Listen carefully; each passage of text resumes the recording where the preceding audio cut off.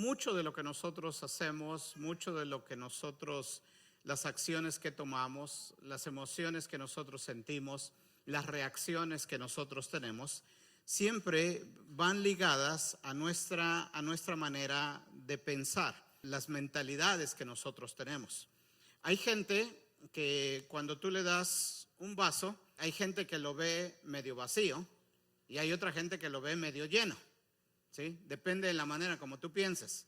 Hay gente que dice, ni me dio nada, me lo dio vacío. Y hay otros que van a pensar y van a decir, wow, casi me lo llenó, está lleno. Y eso tiene que ver en la manera en cómo yo pienso. Hay personas que ven desde lo positivo y hay otros que ven desde lo negativo. Hay unos que organizan su vida a través de lo que no tienen. Si yo tuviera, si yo hiciera, cuando tenga, voy a hacer esto, voy a hacer lo otro. Y hay otros que sin tener nada simplemente se arrancan y hacen las cosas. Y quiero hablarles acerca del pueblo de Israel. Ustedes saben, el Pentateuco se escribió ahí por unos 3.500 años, 3.440, 3.500 años. El libro de Éxodo, que es uno de los que escribió también Moisés, nos describe acerca de la historia del pueblo de Israel. En Génesis 12, cómo Abraham salió y engendró a Isaac, y Isaac engendró a Jacob. Jacob tuvo 12 hijos, el menor de esos hijos, que fue José, y que era el menor, ya Jacob lo tuvo en sus años ya de edad, y era el consentido. ¿Cuántos de los que están aquí son los hijos menores en casa? ¿Verdad que nos fue mejor a nosotros que a los mayores? Con el mayor yo sentí, en mi caso en particular, que mis padres experimentaron. Al mayor le tocó lo más complicado. Y hay veces a los más chicos, a lo mejor el mayor siempre va a decir que son los más consentidos. Y bueno, en algunos casos así fue en el caso de Jacob. Él consentía a José, le hacía túnicas especiales que a los otros probablemente no se las dio.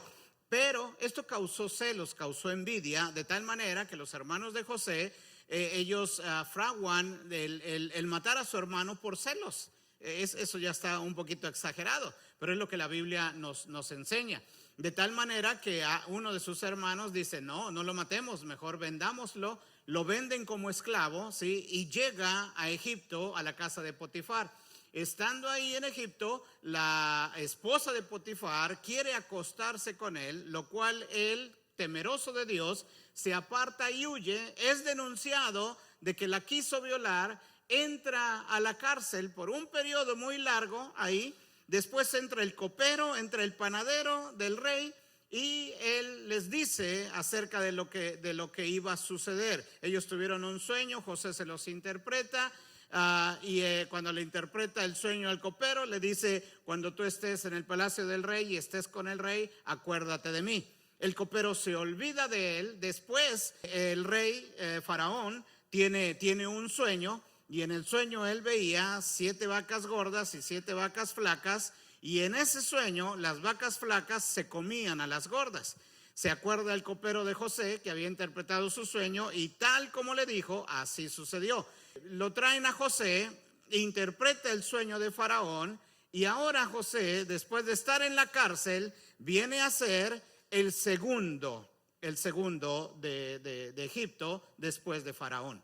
Y la historia comienza ahí. Después de ese tiempo viene un hambre a la tierra. Los parientes, los hermanos y el padre de José vienen a la tierra de Egipto porque era el único lugar que tenía comida. Llegan ahí, compran comida, José los recibe y ellos viven ahí. Eran 70 de ellos que llegaron con sus hijos, Jacob con sus hijos, con sus esposas, con sus nietos. Llegaron a ese lugar y se establecieron en Egipto. Y estuvieron ahí los israelitas, los judíos, por 430 años. Pero resulta que mientras Faraón vivía y José, el favor de ellos estaba con el pueblo de Israel. Pero una vez que muere Faraón y una vez que muere José, ahí es donde empieza nuestra situación difícil. En estas 3 semanas que vamos a estar hablando de estos tópicos, yo te animo a que escuches con atención y a que podamos identificarnos en qué nivel y en dónde es que estamos nosotros. Muere Faraón, muere José y el pueblo de Israel queda esclavizado ahí en Egipto. Ahora, lo que vamos a estar hablando es acerca de las mentalidades y vamos a empezar con la mentalidad de Egipto. La mentalidad de Egipto es un programa mental en nuestras vidas, ¿sí? Cada uno de nosotros tenemos un disco duro, así como en las computadoras. Nada más que algunos de nosotros lo tenemos más duro que otros. Pero en fin, tenemos un chip. Y ese chip de mentalidad de Egipto es un programa mental que controla nuestras actitudes y nos hace ver de una manera diferente. Controla nuestras acciones y controla también nuestros preceptos. ¿Qué son preceptos? Es la cosmovisión o la manera en cómo yo veo la vida. Sabes que tú eres moldeado en tu manera de pensar, en tu mentalidad, de acuerdo a lo que tú ves y de acuerdo con quien tú te llevas. Seas tú políticamente de izquierda o de derecha, lo que tú estás viendo moldea tu manera de pensar. Si eres de derecha y ves nada más programas de derecha, obviamente vas a pensar de esa manera. Si eres de izquierda y ves puro programa de izquierda, pues eso va a alimentar la manera en cómo tú ves la vida y son los preceptos que nos vamos formando y que nos van dando la idea en cómo nosotros pensamos y cómo nosotros reaccionamos a cierto tipo de tópicos. Yo siempre recomiendo a mis hijas, si tú ves algo que impacta aquí en tu vida de derecha, bueno, escucha el otro lado y de ahí saca una conclusión. Pero más importante, lleva esa conclusión a la palabra de Dios y respalda la manera como tú piensas con la palabra de Dios. Porque no importa si es de derecha o de izquierda, si no respalda la palabra de Dios, si la palabra de Dios no la avala, entonces el precepto que yo me estoy formando está erróneo. No importa que la mayoría piense o diga o haga las cosas como ellos creen que son. Egipto es una esclavitud mental, es una esclavitud espiritual, pero también es una esclavitud del cuerpo. Faraón representa la cautividad, es el que nos dice, no vas a cambiar. Faraón es el que dice, no te voy a dejar ir. Faraón es el que dice, tú vas a estar aquí siempre, tú nunca vas a poder cambiar. Entonces, lo que yo quiero hablar hoy en este día son ciertas características de la mentalidad de Egipto que nosotros deberíamos de ver si en alguna de ellas nosotros estamos ahí. Característica número 1 es la ignorancia. En Éxodo capítulo 1, versículo 9, mira lo que sucede aquí. El primer faraón, cuando llegaron ellos y José, que era el segundo de faraón, ellos mueren. Inmediatamente se levanta un nuevo faraón, se levanta un nuevo rey y comenta él con su gente, dice, he aquí el pueblo de los hijos de Israel es mayor y más fuerte que nosotros. Alguien se dio cuenta de que el pueblo de Israel era más grande y era más fuerte y sintieron temor. El problema de la mentalidad de Egipto es que Israel no se había dado cuenta de que ellos eran más y eran más fuertes. Hay veces nosotros no nos damos cuenta de la capacidad que nosotros tenemos, no reconocemos lo que somos capaces de hacer, de tal manera que hay veces hay algo que nos impulsa a nosotros a quedarnos quietos, a no intentarle, a no tratar de hacer algo que a lo mejor Dios, y a lo mejor puede ser un deseo humano de algo que tú quieres lograr o de algo que tú quieres hacer. Hay veces nos subestimamos por la manera en cómo nosotros fuimos criados y cómo nosotros fuimos desde muy pequeños, nuestra manera de pensar. En el libro de Mateo, capítulo 22, 29, dice, entonces respondió Jesús, les dijo, erráis. ¿Por qué erraban? Porque ignoraban las escrituras. ¿De qué se trata este punto número 1? Es la ignorancia. Hay veces nosotros, por la carencia del conocimiento de lo que es la palabra de Dios o de conocernos a nosotros mismos, no avanzamos nosotros en la vida. En Hechos 17:30 dice lo siguiente, pero Dios habiendo pasado por alto los tiempos de ¿qué? Y te estoy citando pasajes en el Nuevo Testamento porque muchas de las veces nosotros nos escondemos en el famoso es que yo no sabía. No, dice la palabra en este Nuevo Testamento que esos tiempos ya pasaron. Ya no hay en el que yo no sé, ya no hay en el que yo no sabía. Y más hoy habrá alguien que no ve para nada, no sabes ni siquiera que existen las redes sociales. Todo el mundo, hay muchas cosas que ya no ignoramos. El problema es que ahora la palabra nos dice, esos tiempos ya Dios ya no los va a tolerar, ya Dios ya no los va a pasar, sino que nos dice, ahora mando a todos los hombres en todo lugar que se arrepientan. En otras palabras, cambiar nuestra manera de pensar. Arrepentimiento viene del griego metanoia, meta, de donde obtenemos la palabra metamorfosis, cambio, noia, mente, cambio de mente. Es por eso que Romanos 12:2 nos dice, renovar vuestro entendimiento para que conozcáis cuál sea o cuál es la buena voluntad de Dios agradable y perfecta. Pero para este disco duro hay que sacarle todo lo que aprendimos y meterle la palabra de Dios, porque hay veces erramos porque ignoramos la palabra de Dios. Hay veces nosotros, en lugar de saber, pensamos. ¿Usted qué piensa, pastor? ¿Usted qué cree? ¿Se vale esto o no se vale? Yo creo esto. Cuando tú crees, no sabes. Necesitamos nosotros estar convencidos y necesitamos nosotros saber. Necesitamos quitar de nuestras vidas la ignorancia y la quitamos a través del arrepentimiento. Es un cambio de mente. En Efesios 4:17 nos dice algo que podemos aprender hoy nosotros. Dice, esto pues digo y requiero en el Señor que ya no andes como los otros gentiles que andan en la vanidad. ¿De qué? Lo que tú piensas, hay veces era lo que nosotros simplemente hacíamos. Teniendo el entendimiento, ¿cómo lo tiene? Entenebrecido, ajeno de la vida de Dios por la ignorancia que en ellos hay. Y después nos dice algo muy curioso. ¿Qué dice? La ignorancia y la dureza del corazón siempre van de la mano, siempre. Hay veces nosotros aprendemos algo y decimos, no, así está bien, así quiero seguir, así es como yo le voy a seguir. La ignorancia y la dureza del corazón van juntos. Y hay veces nosotros estamos simplemente endureciendo nuestro corazón a la verdad que Dios nos habla en nuestras vidas, de los pasos que nosotros tenemos que dar, de las decisiones que nosotros tenemos que tomar y cómo nosotros lo debemos de hacer. Primera de Pedro 1:14. Como hijos obedientes, no os conforméis a los deseos que antes tenías, estando en vuestra ignorancia.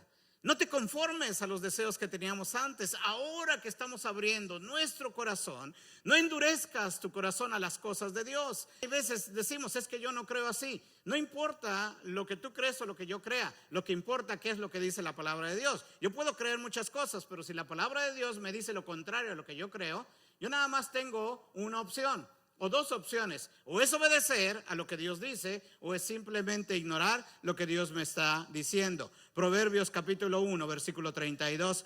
Porque el desvío de los ignorantes los matará, y la prosperidad de los necios los echará a perder. Hay veces nosotros vemos y decimos, pero mira fulano, cómo está prosperando y no hace esto y no hace el otro y ni a la iglesia va. No. Dice la palabra que ellos crecen como el tamo, ¿sí? Que son arrebatados por el viento. Cuando la Biblia te habla de tinieblas, te habla de ignorancia. Cuando te dice que te lleva a la luz admirable, te habla del conocimiento de Dios. La segunda cosa que yo veo en estos versículos es opresión.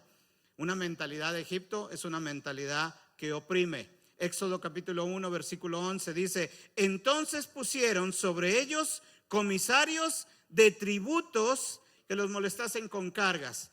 Egipto es un sistema de mentalidad que hace que tú seas oprimido en muchas de las áreas.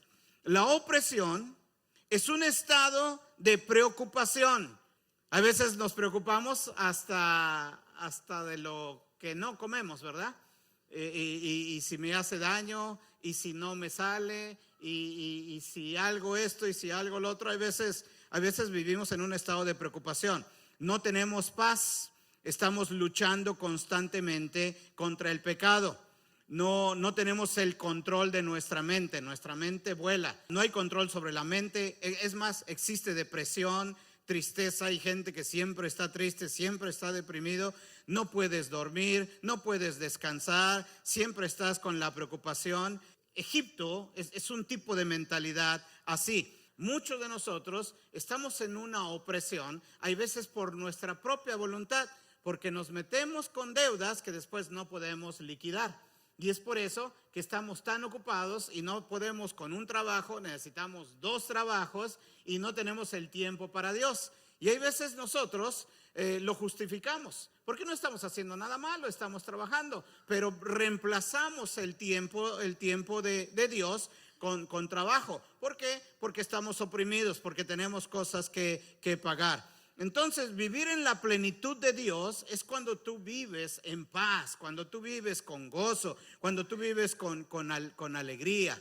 Número 3, dice que la mentalidad de Egipto es una mentalidad de trabajos forzados. Éxodo capítulo 1, 11, dice: entonces pusieron sobre ellos comisarios de tributos que los molestasen con sus cargas. Y todo esto es una estrategia de Faraón para mantenerlos oprimidos y en una esclavitud.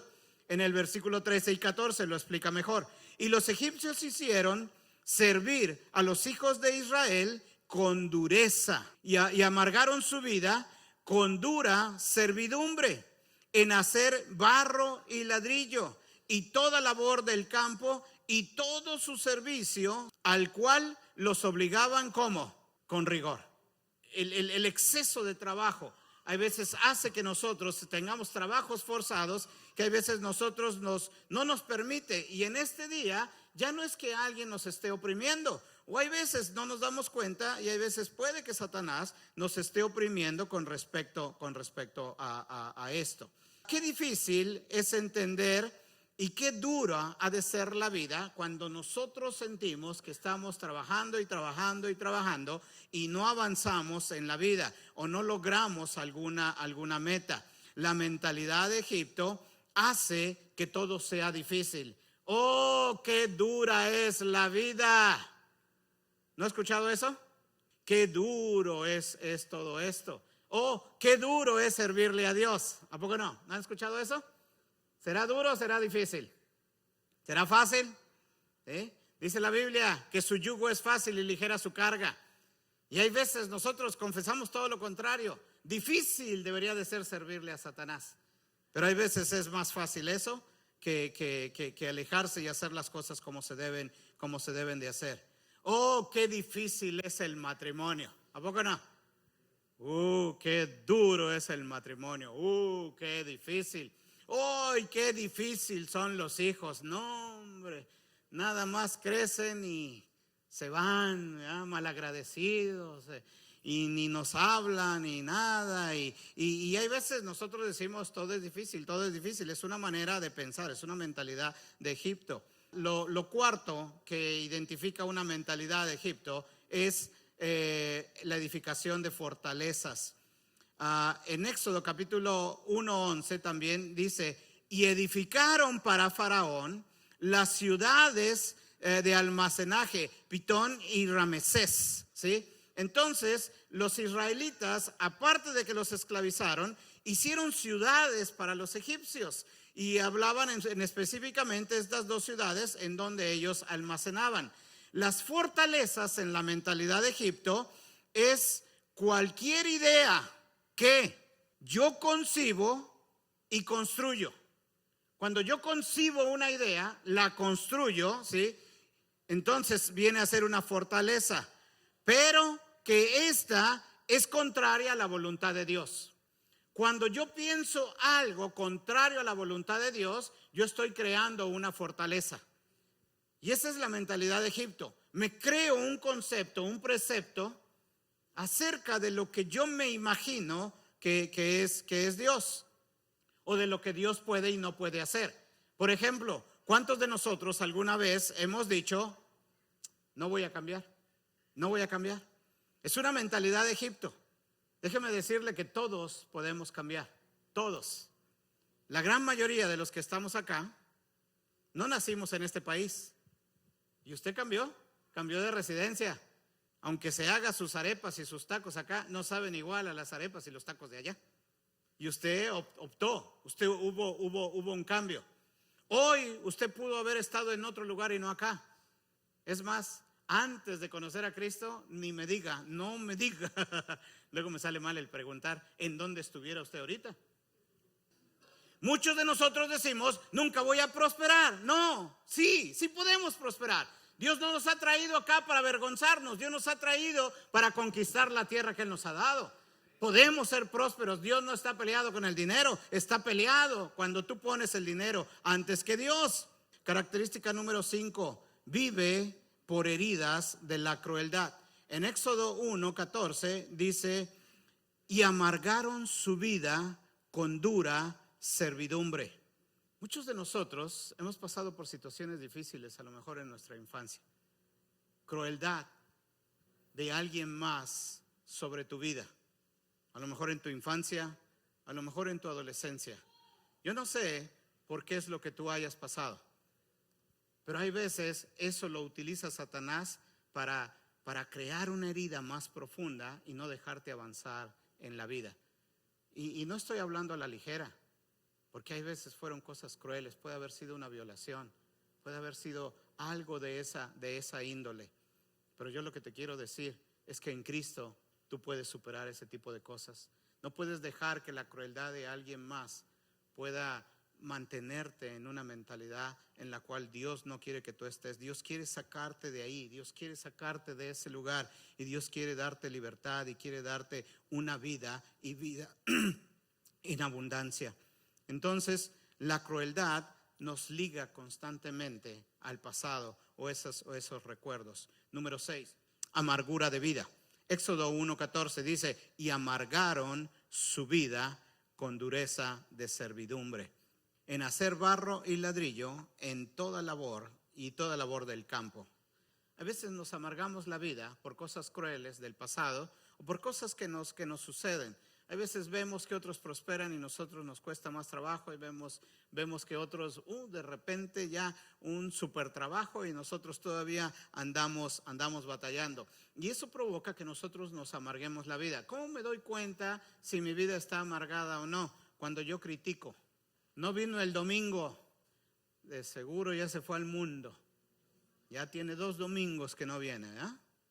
Ay, mira, se ve gordita, se me hace que está embarazada, ¿no? Está flaca, ha de tener cáncer.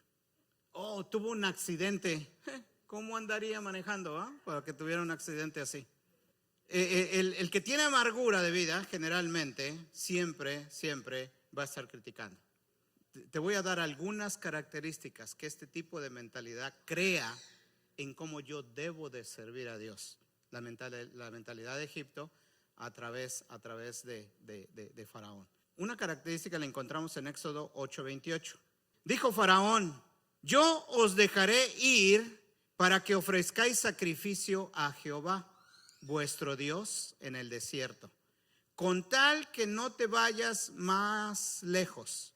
Y todavía le dice Faraón, hay oras por mí, ¿no? O sea, Faraón le dice, o nos dice a nosotros, dice, mira, no te preocupes, ve a la iglesia, pero no te hagas fanático. Ten un pie en la iglesia y ten un pie en el mundo. ¿Qué problema hay? Todo el mundo lo hace. O sea, Faraón te quiere decir cómo tú tienes que adorar a Dios, en qué manera tú lo tienes que adorar. Y todavía te pides como si el diablo te dijera, y por ahí oras por mí, ¿no? Para ganarme a más para el infierno. Ese sí, sírvele, ya no hay ningún problema. Sí. Ay, escucha ese loco del pastor Héctor, ¿verdad? Nada más no le pongas mucha atención. No creas todo lo que te dice. Y hay veces nosotros tendemos a escucharlo, a servirle a mi manera. Cualquier cosa me detiene para no estar en la casa de Dios. Cualquier pretexto es bueno para simplemente poner otra cosa antes que a Dios.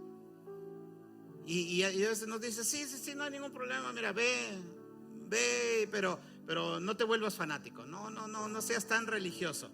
La segunda la encontramos en Éxodo 10:11. Ve, pero no manifiestes tu fe, ni lleves a tu familia. Éxodo 10:11 dice, no será así. Ir ahora vosotros los varones. Faraón le dice a Moisés que le diga al pueblo, dice, vayan ustedes los hombres, pero no lleves a tus mujeres, ni tampoco lleves a tus hijos. Y dice, y sírvanle a Jehová, pues esto es lo que vosotros pediste. Y los echaron de la presencia de Faraón. Sí, vayan ustedes, simplemente no prediquen la palabra, simplemente cállense la boca, nada más vayan ustedes, adoren a su Dios. Pero no lleven a su familia se queda acá. Y la tercera manera que la mentalidad de Egipto quiere que tú adores a Dios es que no se lleven nada. En otras palabras, sí, ve a la iglesia, pero no diezmes y no ofrendes. Eso no es de Dios. Dice Éxodo capítulo 10 versículo 24. Entonces Faraón hizo llamar a Moisés y dijo, id, servir a Jehová. Solamente queden vuestras ovejas y vuestras vacas. Vayan también vuestros niños con vosotros. Ahora sí, llévate a tus hijos, pero no te lleves nada en el que tú le puedas presentar una ofrenda y un sacrificio a Dios. A veces el mundo quiere decirnos en cómo nosotros tenemos que adorar a Dios, en qué es lo que nosotros tenemos que hacer. El diezmo y las ofrendas es bíblico. Es en la manera en cómo esto funciona, es en la manera como se sufragan los gastos de esta iglesia. Es por eso que la Biblia dice, traer los diezmos al alfolí. Cuando yo entiendo que eso no es mío, entonces yo lo traigo. Dice traer los diezmos. Cuando tú ofrendas, tú das de tu generosidad a Dios, porque es tuyo. Tú ofrendas cuando es tuyo, pero cuando tú diezmas, tú traes. Dice la Biblia traer. Cuando nosotros traemos a Dios, le damos a Él lo que es de Dios. Y así de sencillo. Pero hay veces el sistema afuera quiere que nosotros tengamos una manera en cómo nosotros podemos servirle a Dios. Y de tal manera que Faraón nos dice, sí, no hay ningún problema, ve a la iglesia, lleva a toda tu familia, nada más que no le presentes a Dios ningún sacrificio. ¿Cómo podemos salir de esto y servirle a Dios? 4 verdades muy importantes y termina. Algo que tú tienes que saber es que Dios sabe el fin desde el principio. Yo no sé por qué situación tú estés pasando. Yo no sé si a lo mejor es alguna enfermedad o a lo mejor es algo difícil, pero déjame decirte algo. Estamos del lado del equipo ganador. Y estando en Dios, tenemos la victoria en Cristo. Tenemos la victoria en Él. No importando si Dios me dé o no me dé. No lo voy a decir a la ligera lo que voy a decir. Yo estoy batallando con mi vista, pero yo no dependo de servir a Dios si yo veo o no veo. Así Dios no haga ningún milagro en mi vida. Mi vida tiene que ser entregada a Dios 100% por el resto de mi vida. Venga lo que venga, pase lo que pase, hasta el final de mis días. Que mi último respiro sea dando gloria a Dios en todo tiempo. No importa si recibo o no recibo, porque Dios sabe el fin desde el principio. Y de algo estoy seguro, que yo estoy del lado del equipo ganador. La segunda cosa que me va a ayudar a mí a salir de una mentalidad de Egipto es sabiendo que Dios es soberano. Una definición muy de Héctor Andrade de soberanía de Dios es que Dios hace lo que quiere, con quien quiere, a la hora que Él quiere. He pasado por 2 parálisis faciales. He pasado por 7 derrames cerebrales. Todavía cuando fui apenas al doctor, todavía salen ahí los puntitos en el cerebro. Pero Dios es soberano. Nunca me atreveré a preguntarle a Dios por qué.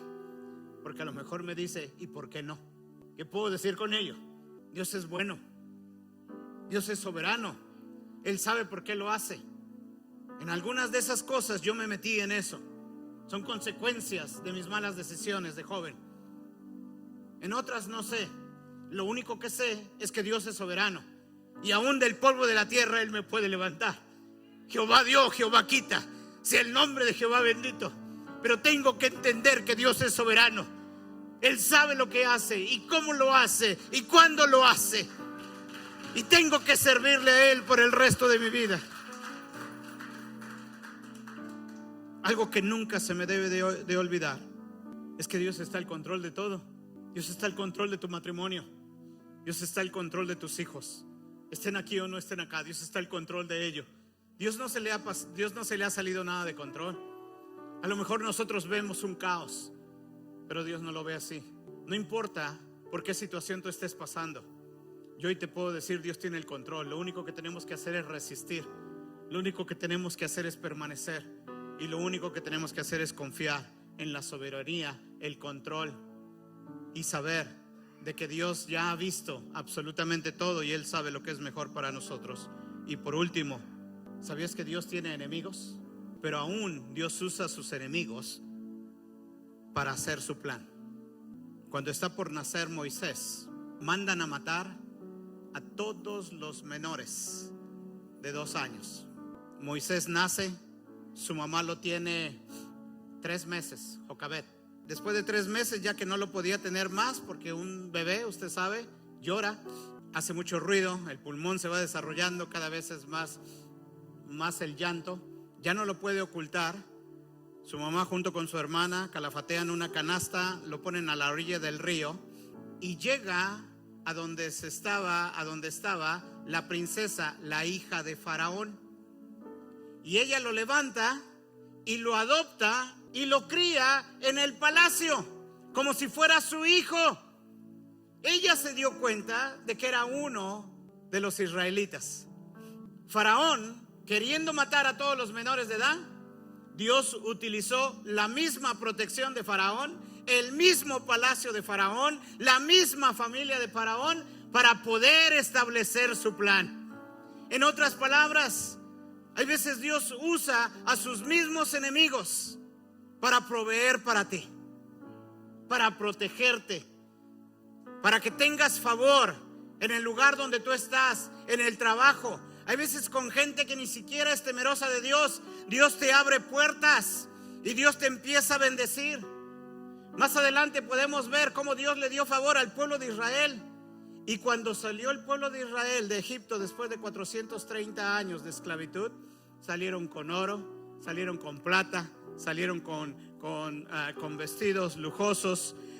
Y dice, y Jehová dio gracia al pueblo delante de los egipcios, y les dieron cuanto pedían, así despojaron a los egipcios.